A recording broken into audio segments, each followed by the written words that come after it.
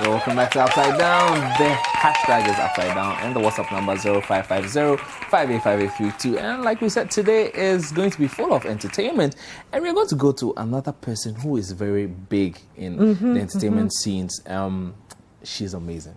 You know that some people, when you're going to talk to them or when you're meeting them, you don't even know, so what exactly are we going to talk about? Because they themselves are full of conversations, they have a whole lot of angles to their lives, and this is one of the people who are like that in our country. I mean, this woman, has all kinds of ideas. I mean, considering she is into acting, she is a writer, very opinionated, she's and a social actress, like everything. And an entrepreneur, sometimes you might think that people who are strictly into showbiz would not show any interest in serious stuff, in society. But this is one person who loves to talk politics, loves to talk about everything. And ladies and gentlemen, today we are having a beautiful conversation with the ever beautiful, the adorable Lydia Forson. I didn't know we were talking about my past.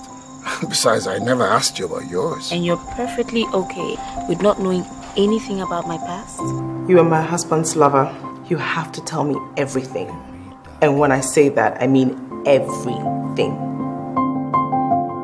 Get out. Do you know it's criminal to share videos like this? Do you understand that is raping a 21-year-old? What did you say? Hello.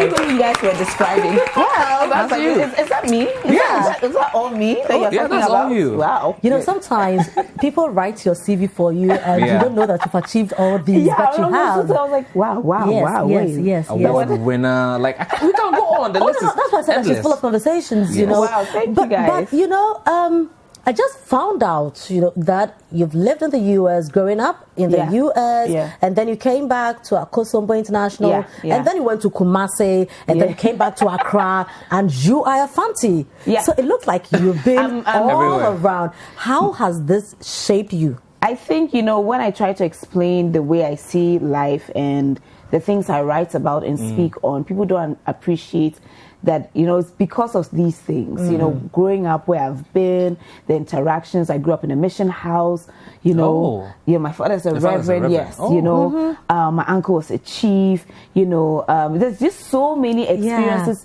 I've gone through and people I've had an encounter with that I always see life from a very different point of view. How do you see life? I appreciate life as it's not black and white. There's several gray areas. Okay. When you're dealing with, I love human psychology and all of those things, because I feel like we are all a product of our environment, our experiences. So when I'm having an interaction with someone, where someone will say, okay, why is this person like this? I try to go into the person's mind, where they are coming from. I feel like there's so much to this world we don't know and we've not seen. There's so much to their cultures and our practices. So I'm also not a judgmental person, because I've traveled to countries where I've seen, the things people practice there that we find are foreign, but it's very normal. Yeah. Wow, interesting. And growing up as a daughter of a pastor or a reverend, how has it been? It was amazing. Everybody, I love talking about my experience with my family in the mission house. My father, I am who I am because of my parents. My father is very opinionated. My parents gave us the opportunity to go out there and figure life out. I read a lot. My father would, my mom loves to read, my father loves to read, my brothers love to read. So it was an amazing experience because I was also very grounded in my principles in life, the way I treat people. It is something that is embedded in who I am. So again, whenever I'm talking about issues in society, it can always seem like, is she just doing this, for attention? But they don't understand that this is who I am and how I've been brought up. Wow. So what you love I'm getting wow. Is that a good wow?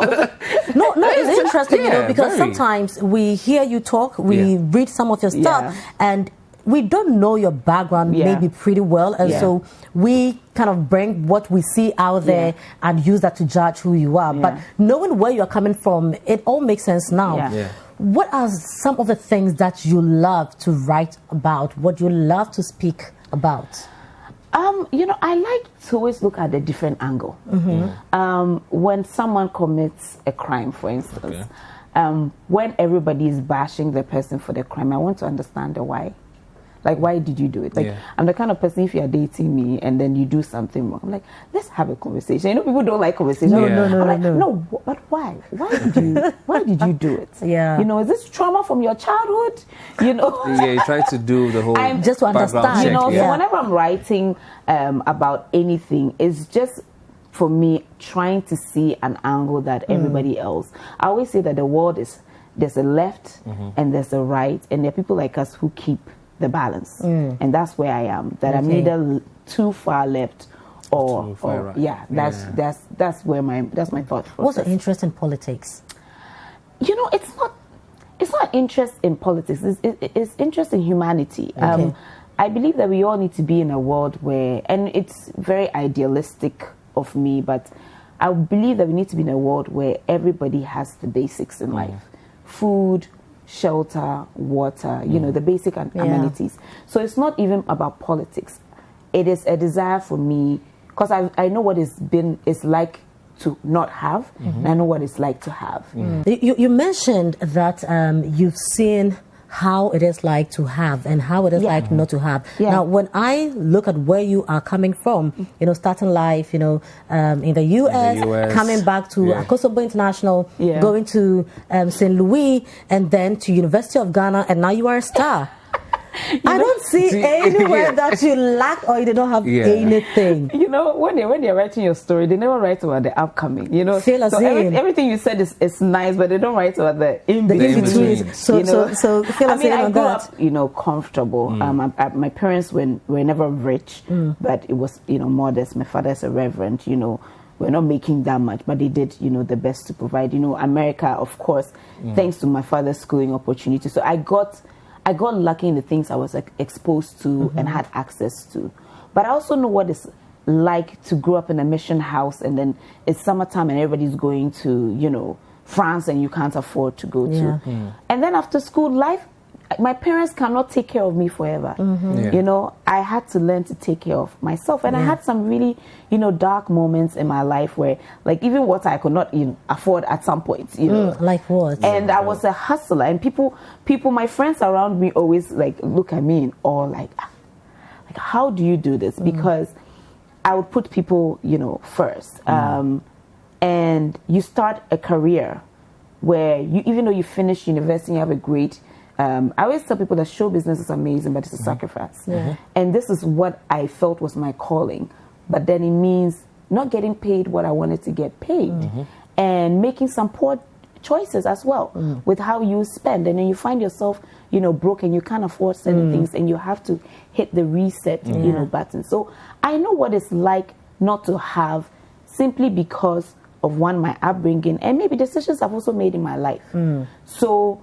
And the reality is, after school in Ghana, you're on your own. You're on your own. Where are you going? The job that you are getting, you can't afford your transportation. You have to pick your truck. Can't afford rent. No matter how rich you are. You have to go to the salon. Yes. You have to go to the salon. Like, no matter how rich you are, unless your parents are buying your car, everything, right after school, life hits you hard. Really hard. And if you're working in a bank or a firm, and they're paying you maybe 400, 500 cedis, that's me being generous. You have to use some of that for transportation, some of that to dress up.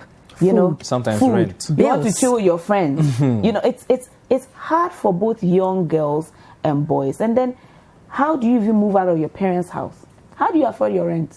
That 1 year, 2 year. The society is already set up against you. So it's. I think my struggles. Almost everybody has been through these kinds of struggles, and coming out of it, I understand what it's like to be down there, and it is my responsibility to make sure that people don't have to go through the things I did. True, your responsibility. So a few days ago, you put an interesting tweet out, and it says, again, if your vote was worthless, politicians wouldn't be playing Chaskele every 4 years to get it. What was that about?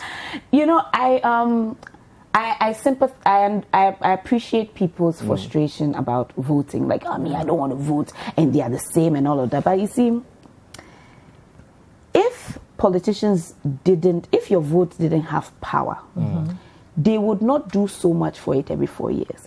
In fact, a lot of us only care about politics during elections. And politicians only listen to you during elections. But if you knew the power of your vote, after voting for or against whoever, you keep them on their toes throughout because they work for you. We see politicians with their siren. I'm not scared of politicians because I know that they are there to serve us. And I want us to get to the point where we understand that. It is their responsibility. You see, even in traditional settings, you have respect for the chief. But it's the chief's responsibility to make sure that everybody, that's why people would go to war because the chief had said, because they trusted their chief and they were well taken care of. The problem with us is we treat politicians like they are here and we are there. And then we don't think that anything is going to change because we are not willing to be part of the change. So I always tell people, vote. People say, well, it's the same. I said, it's not the same. You have, how many policies do you know? How many politicians have you questioned? We're talking about presidential, but we have MPs as well. Of course. You have your DCs sitting there. You have your assemblymen. Everybody matters. But then we all sit down, complain, and then when it's time to vote, we are just tickled, and you feel like there are so many other candidates on the ballot boards, and I'm not even advocating for that. But I'm saying, don't say you don't have a choice when there are choices. Would you go into politics fully? No. Why not? No, I never say never to anything. So 5 years from now, if we will remind you, Lydia Forson. Yes. I've always said, like I started, in this world there's the left and the right, and the people keep the between. I feel like that's my comfort. I don't know how I can be a politician in this setting and be aligned to a particular, like my party people, they'll kick me out at some point because I'm the kind of friend who feels like I have the right to disagree with you and still be your friend. So we need people in positions where they can check whoever comes into power, because we are all compromised to a certain degree. We are all biased to a certain degree. But very few people have the power to say, regardless of who we favor, we are going to still keep them on their toes. And I feel like that's where I have the most power. I'm afraid politics is scary. I've seen friends of mine go into politics, and some of the things they write, I call us, now you get sense. Like, you used to be one of us. You know? But the way you consider yourself very honest, you want to speak your mind, you want to talk about what is right. If a particular party is doing well, would it be difficult for you to come out and say that, I support what this party is doing and I think it would be right to vote for them? Would you endorse a political party? I have no idea. I really go on how I feel. I have no problem people endorsing political parties at all. Would you do it? As I said, I don't know. You know, nobody has moved me to that point. But if it does, I don't think there should be anything wrong with it. I have no problem with my colleagues and all that, but do it for the right reasons. You know, it's because if you can support Manchester and Arsenal. Okotoko and Haas. Okotoko and Haas. I'm a Haas fan. I'm Kotoko. We'll talk about that. It's all right. It's all right. You should feel free, but do it for the right reasons. Your stomach. What I don't like about this, you see, my fear is I know myself.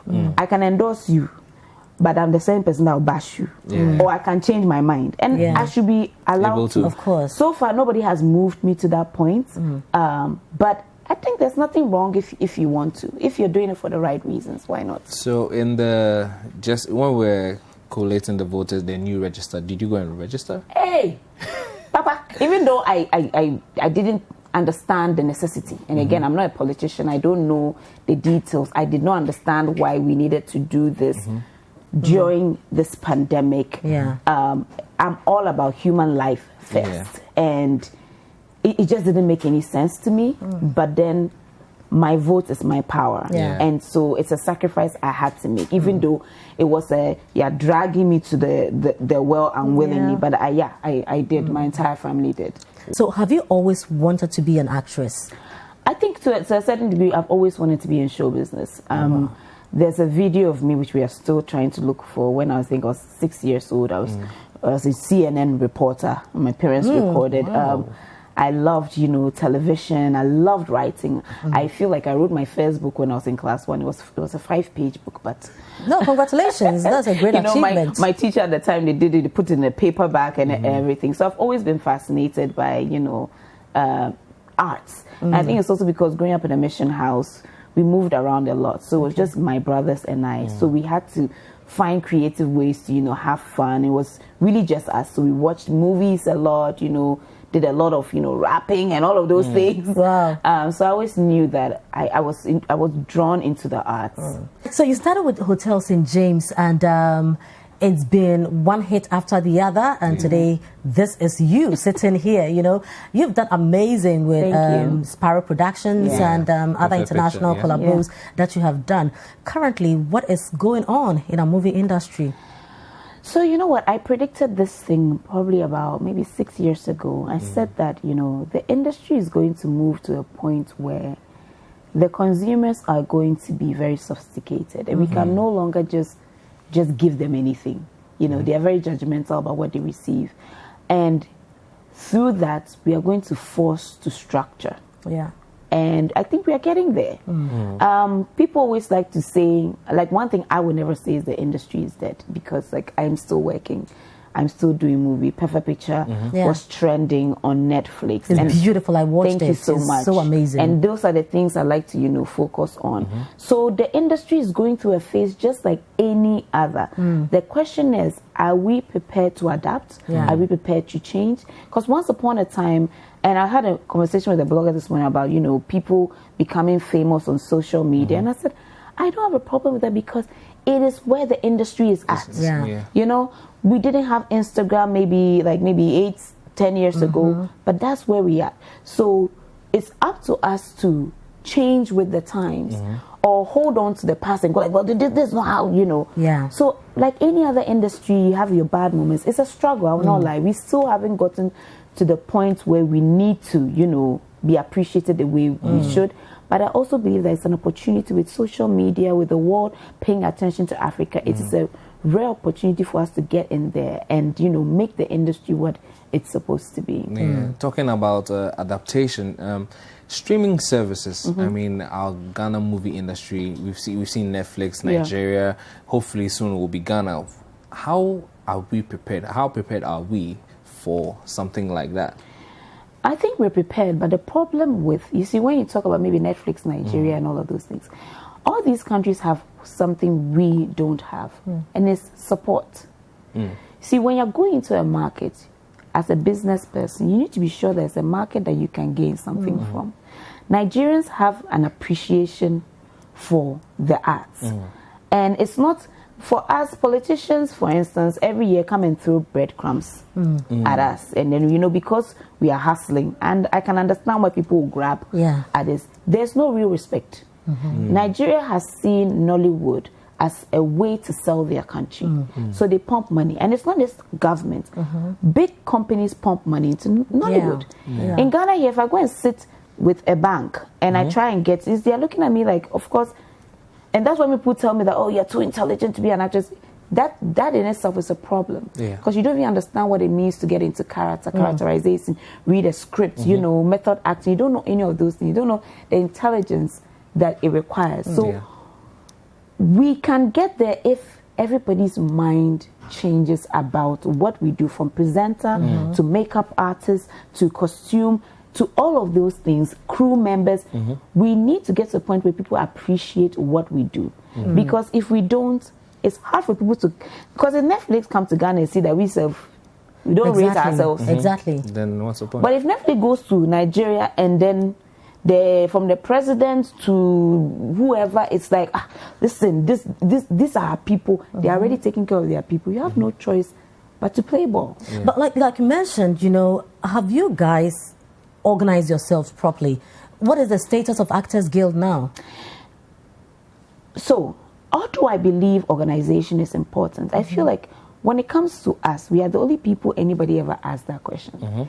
That means it's still a problem, because people say, and I know it's not from a bad place, that means people still feel like we need to prove that we are, okay. But is it wrong to no, feel... it's not wrong, but I'm saying that we don't ask these questions for other industries. Okay. Because there's an assumption that it's what they need. So, let me give you an example like the arts.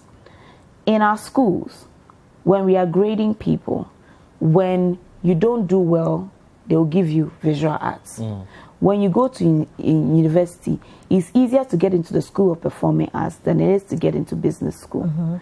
When you go to America, it's actually very different. Yeah. Yale School of Drama takes only 16 students from the world each year. It's one of the most difficult schools to get in. Yeah. I am talking about the psychology of it. Yeah. If we don't start from ground up appreciating, it is hard for me to look. We've tried. When you mobilize yourself every year, like I said, every 4 years when politicians come, we all sit down, we do all of those things. You can only mobilize so much, but I don't like the idea that we have to prove something to you for you people to appreciate. It would be interesting for someone to see the relevance of the arts to branding the country and say, look, we need you people to do this for us. And that is what happened to Nollywood. Because as of 15 or 10 years ago, they were still fighting over the Actors Guild president. Yeah. But they were still pumping money into, the industry. And I always say I don't speak up just for actors, for the arts as a whole. Because we are really struggling and there are talented people there. And if Van Gogh goes for millions of dollars, there's no way, I don't know any, I can't mention names without getting, but Kwesi cannot get, there really is about us appreciating. And then we can maybe take it from there. But COVID came, and then everything changed upside down. And then you move to TikTok, and then I'm an evolving human being. How are you able to do this? Because if you're looking at people psychologically and emotionally, people have just shut down.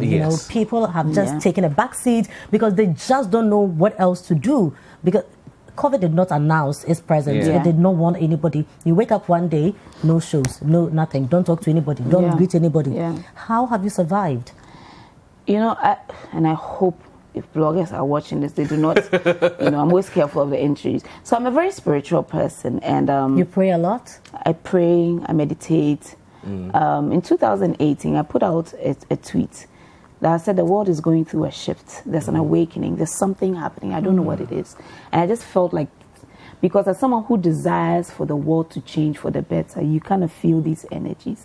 So I put it up, but people were like, no, just dismissing. So you thought you prophesied? It's not prophecy. It just felt like the world needed to stop. Okay.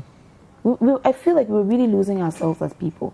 Like, where were we really going? Like, it just needed to stop for us to reflect and see that, when COVID came, we truly saw the things that mattered. We talked about human connection. Some of us in our daily life, we're just going here. When's the last time you actually had a conversation with people? Laughed, genuine, laughter. So when COVID came, I felt that we would get it in Ghana, even though I was praying against it. So we were launching our products. We had a date and everything. And I called my team and I said, this thing's not coming. We're not going to. But we don't have COVID. And I'm like, but if something is happening in someone's country and the way it's moving, I think it's insensitive. And then the day I made that decision, that evening, we got our first case. So mentally, I was prepared that, the world is about to change in a way that I don't have control over.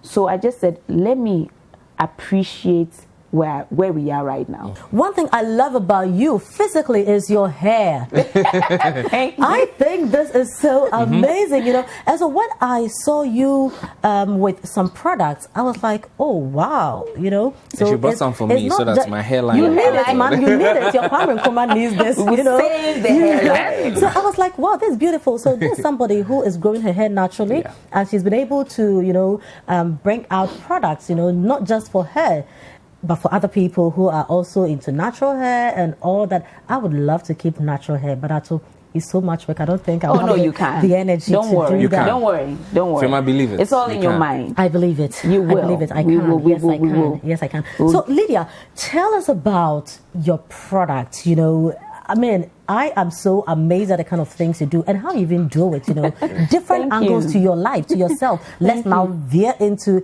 Lydia the entrepreneur. I know, it's so weird when I say this. Is it me? I'm an entrepreneur. So Kinky Matters started off as a blog about maybe 7 years ago or 6 years ago. A lot of people didn't know it was my blog. So there are things I just like to do that without necessarily putting my name to it. I had just transitioned to natural hair. I wasn't sure how to care for it. So I was like, people really want to know. So as I was going on my journey, I was documenting and just providing information for other people. Now, with the first product, I'd been wanting to do this since probably 2012. Okay. Wow. So my mother, almost 30 years ago, developed this hair cream that our family had been using. If I'm being very honest, I didn't rate it because it was so good that it's like you cut your hair grows. So you know that. Yeah. You have hair. But my brothers and I had always said. How many brothers do you have? I have 2 brothers. Okay. Are you the only girl? Yes, I'm the only girl. No, I know they'll be handsome. Yeah, cute. We shall talk about that. So I had the blog, and then with my mother's cream for years, my mom used to do it, and she would sell around to the church. Everybody used to say, "Your mother's cream, it's a miracle," work. And we had to help her do it, and we hated it. Like every Saturday, we had to do it, and she was doing it on a small scale, but she was never able to, commercialize it. So my brothers and I had always said that one day we are going to do this for her. For mommy. Yeah. Okay. So when I wanted to do the cream, for years I would sit down like, where do I start? And I just woke up one day and told her that, we're going to Makola, we're going to get some stuff. And yes, I go to Makola. I've told you I love to go to Makola. When they see you in Makola, they don't see me. They I make like you Makola. Makola is everybody, no respecter of person. Makola is like COVID. I love Everybody, Makola. nobody is everybody. Yeah. So we just went there, we did some samples. And I was like, I'm really determined. One, this brand is there's so many layers to this brand. Yes, it started as a blog, but it's really paying homage to my mother and also to the Ghanaian and African women because very few people pay attention to us. For years we have had to depend on other races to dictate the things we use for our hair and our skin. And so when I did samples, I sent one to a few friends like, okay, and then I started using it for my natural hair, like religious, like paying attention. I was like, hey, the thing really works. But I had not paid it because it's like I mess up my hair and I put it on, and in a few weeks my hairline is back. So I was not paying attention to it. So I gave it to a few friends. So let me document my process, and it was really working. So I had to beg my mom. I was like, okay, so can we put it out there? My mom she's very like this about her recipe. I don't want anybody to know about it. And I was like, well, the world needs to know that. And then that started our first product, our secret hair recipe. My friends came back with so many reviews, but again, it's one thing using it for yourself, it's another for people. So when I started, I was not even ready to start it as a full-on business. I just started in some 1 CD container. I was like, let me post it and see if people like. And the next thing you know, you are this, you're at FDA, you are doing full on, business, and that's where it grew. And your mom is actually a model for the product. It's so beautiful. This is all about my mom. Wow. I want to bring we always say want to unlock Ghanaian heritage and recipes, because I love. Like when it comes to my skin, I like to use shea butter. I believe that I like to go to the ancient, way of life. Very good, very good. But then we are here trying to use things that, because someone has said it works. When we have so many things around us that God from the ground, that God has given us. There's a reason why black don't crack. But if you don't take care of it, it go crack. You super crack. Do you understand? So this about my mother, but it's also about, Ghanaianness and, black. I'm unapologetically, black as well. So there are products for skin and hair. So this is our hair line. In fact, we literally just launched our full-on range. This is the first place we are bringing it to. Hello. So we had our secret. Okay, let me just get closer. So this is our bestseller. This is our secret hair recipe that we've had for years. It's for natural hair, but everybody you know, can even use permed hair? Even permed hair. Okay. Even you know, us with our hairline. So you need it better than with anybody. your hairline. A We very will take care of you. expensive hairline. Don't worry, we'll revive that. So we had it for years. Customers will ask, we want a complete set, but you know, it was important for us to take our time. When you start a business, you're still trying to figure it out, and people can rush you. We didn't want to do that, so it took us about 2 years to formulate and just put our new range. So this is our What you're holding? That's a shampoo. That's a shampoo. So this is our shea butter. We call it Inkuto moisturizing and tangling conditioner. It's important for me to always have a Ghanaian element to whatever product we make. So that's why this is called the shea butter Inkuto moisturizing and detangling conditioner. Oh my gosh, it's so weird. I've never thought I'd be on TV talking about it. Yeah. So this also has Alata Semina. On it. Yes. Wow. So that's the shampoo. Alata Semina is amazing for your hair. So we are just trying to pull on all the things that we use around us, you know, locally. This is one of my favorite things. This is our secret hair drop. Okay. So it's a herbal hair oil. Takes several days to make. It's infused with several, you know, herbs sourced from, you know, around Ghana and the continent as well. And it's also for people with receding hairlines. That got you sorted, somebody. Hairlines. No, coughs are not allowed. I hope you know that coughs are not allowed. To the left. Well, you need that. But this is by far my favorite product in the whole. This is called as Milky Silky Smooth. These are bougie, very bougie. Also for hair or for skin? No, this after what you always point at me when we talk about bougie. No, our skin is not yet in yet. All right, so but it's for hair. It's a leave-in conditioner. So this is for the man, for your beard. It's coming. It's coming. Yeah. Don't worry. Atu, you are like, we'll take care of you. Okay. I feel like we need to sit down and take it like really. She said it on TV, guys. She said it on TV. She's going to take care of me. You need a whole consultancy. So we're going to do that. So how has the reception been? You know what? It's been overwhelming. For me, it's hard when you're an entertainer and you're branching into business and you're coming to a business where several other people have been, and I have so much respect for them. And the question is, are people going to buy because you know Lydia Forson? Yeah. And so for a very long time, a lot of people didn't even know that we own this. It's my mother and I.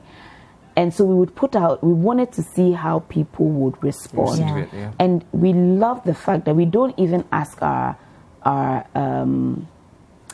clients for reviews. They said if you go on our page and you see the before and after picture, sometimes I'm like, I come and I was so the thing, what is in it? Because this person, the hair was very bad, you know, and it's working. So the reception has really been good because it actually works. My fear was people would buy and then Lydia Forson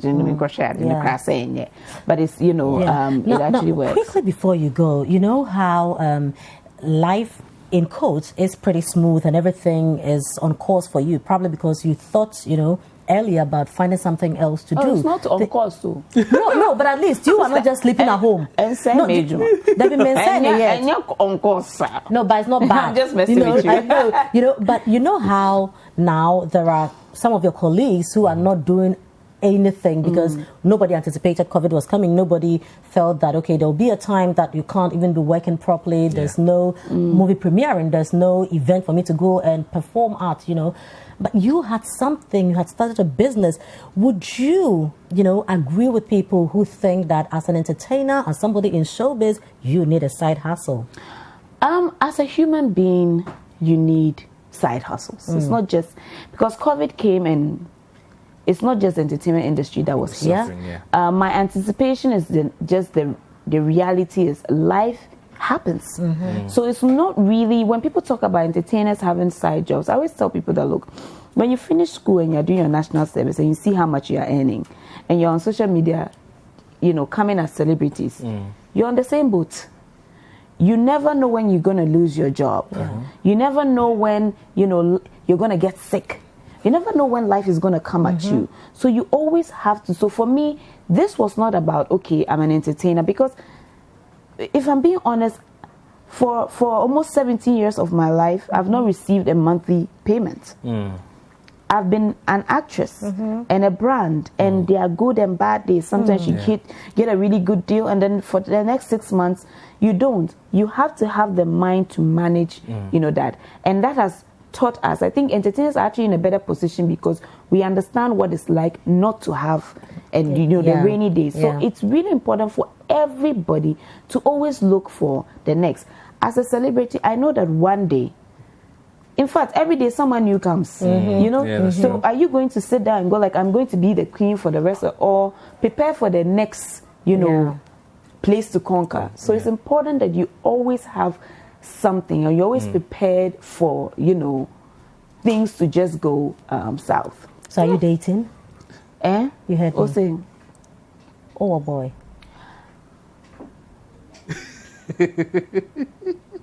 The screen has frozen. Are you dating? You know what? I made a rule never to talk about my dating life, only because I have nothing to hide. Only because I feel like I made a decision to be in the limelight. It's always unfair for people who are with you to be thrown. I know people talk and people see me. I don't really care as long as I have my peace of mind at the We won't ask who. It's not even about the who. It's just. And plus the mystery is interesting. Remember saying my markets and stuff. I will tell you this. I'm not married, okay? That's it. So it means that you are dating, but you're not married, and so the coast is still clear. I don't know who made those laws. No, I'm trying to set one here. I don't know who made those laws.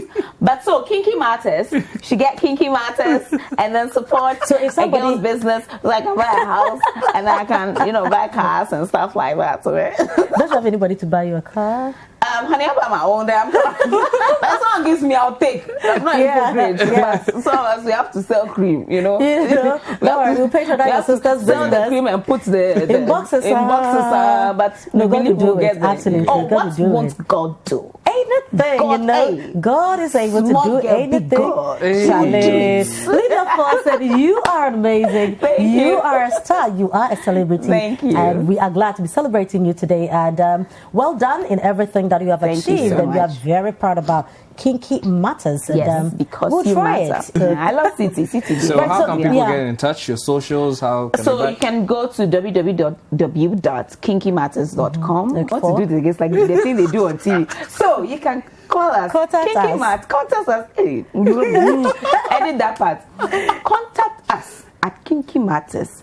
www.kinkymatters.com. Or you can call or send a WhatsApp +233 244 377 Hey.